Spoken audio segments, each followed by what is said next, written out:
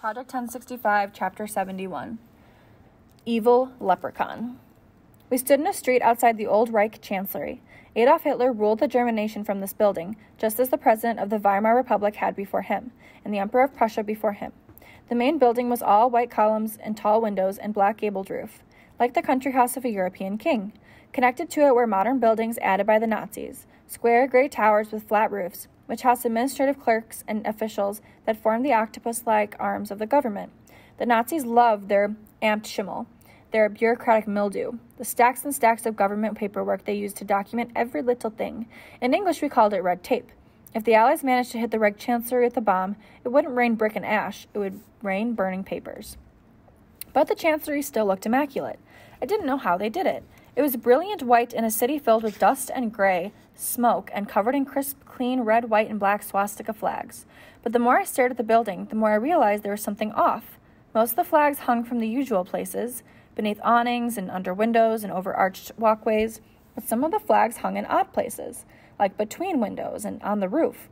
One of the oddly placed flags fluttered in the wind, and I saw behind it the wall was cracked and crumbling.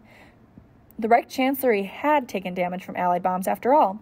The Nazis had just draped swastikas over the damage, hiding it the same way they covered up their recent defeats in Stalingrad and northern Africa. SS officers surrounded us. Members of Hitler's personal guard. The boys around me grew tense, straighter, stood taller. Even I caught myself straining to see around the guards. To see Hitler in person, the great boogeyman that had bedeviled Europe and the rest of the world, was like catching a glimpse of a leprechaun. A very, very evil leprechaun. But it wasn't Hitler who pushed through the guards. It was Arthur Axmann, the head of the Hitler Youth. You could almost feel a silent collective groan from the boys. None of us had met Axmann, but none of us particularly wanted to. He was the one who wrote all the ridiculous speeches and silly directives that our youth leaders read to us during our weekly Hitler Youth meetings. Axmann looked as dumb as his weekly pronouncements, like a thug in an officer's uniform.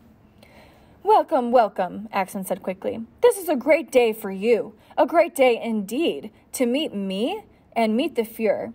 I hope you all appreciate what an honor this is. You will tell your grandchildren of this day. I may be your inspiration, your mentor, your second father, but the superimposing leader of all desires of youth is Adolf Hitler." I fought the powerful urge to roll my eyes. And then the Fuhrer himself was there, Adolf Hitler.